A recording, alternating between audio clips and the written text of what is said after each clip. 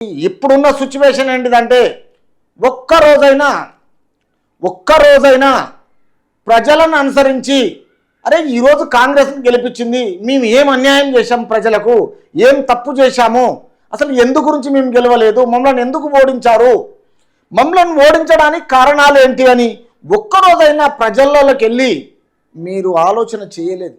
ఇంకా మాదే అధికారము, కాంగ్రెస్ అధికారంలో లేనట్టుగా ఫీలింగ్ మీకు. పదే పదే ఈరోజు ఉచిత ప్రయాణాలు ఏంది, రైతు బంధు ఏంది, తర్వాత ఉచిత ప్రయాణాల విషయంలో గొడవలు, ఆటోలల్లో గొడవలు, క్యాబ్లల్లో గొడవలు. ఎందుకంటే ఒక్కరోజు కాకుండా ఒకరోజు ప్రజలకు మీరు అధికారం ఉన్నప్పుడు ఎప్పుడన్నా ప్రజల్లోకి వెళ్ళారా? వెళ్ళలేదు. క్యాబ్లలోకి వెళ్ళారా? వెళ్ళలేదు. ఉచిత ప్రయాణాలు చేస్తున్న ఆటోలతో మాట్లాడారా? మాట్లాడలేదు. ఎందుకంటే మీకు ఉన్న అధికారం, పవర్ ఉన్నన్ని రోజులు ఏ ఒక్కరిని లెక్క పెట్టలేదు. నిజాం పరిపాలన నైతికంగా ఎట్లా అంటే మీరు చేసిన పరిపాలన, నియంత పాలన ప్రజలకు అనుకూలంగా లేకనే మిమ్మల్ని ఓడించారు. కానీ ఇప్పుడన్నా మేము ఎందుకు ఓడాము ఆ తప్పు తెలుసుకోవడానికి ప్రజల్లో లేలే.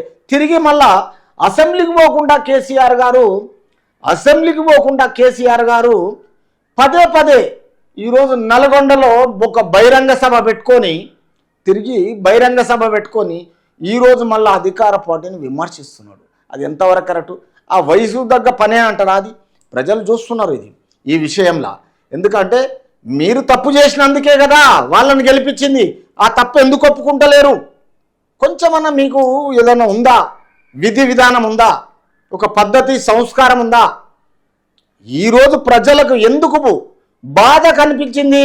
మీరు చేసిన అవినీతిని తట్టుకోలేక, భరించలేకనే కాంగ్రెస్ని గెలిపించుకోరు. దీని అర్థం ప్రజలు కాదు, ఎవరైనా పర్లేదు, మేము ప్రజలకు అనుకూలంగా ఉండి ప్రశ్నించాలి, సాధించాలనే తత్వంతోనే ఈరోజు అధికార పార్టీని అంటాం, విపక్షాన్ని అంటాం. ఎందుకంటే ఏ పార్టీ మాకు సంబంధం లేదు, మాకు ప్రజలే కావాలి, మేము ప్రజల గురించే మాట్లాడతాము.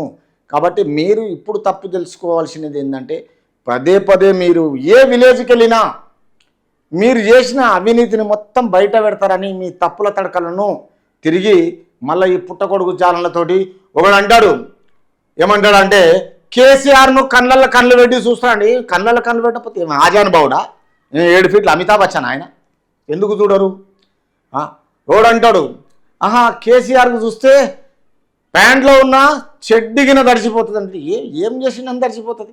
అధికారంలో ఉన్న రోజులు ఏ ఒక్క నాయకుడు, సరి అయిన నాయకుడు దరిదాపులకిన రాజకీయంలోకి రానియలే. ప్రతిసారి తీసి ఎక్స్ట్రా ప్లేయర్లు పెట్టినట్టు పెట్టిరు.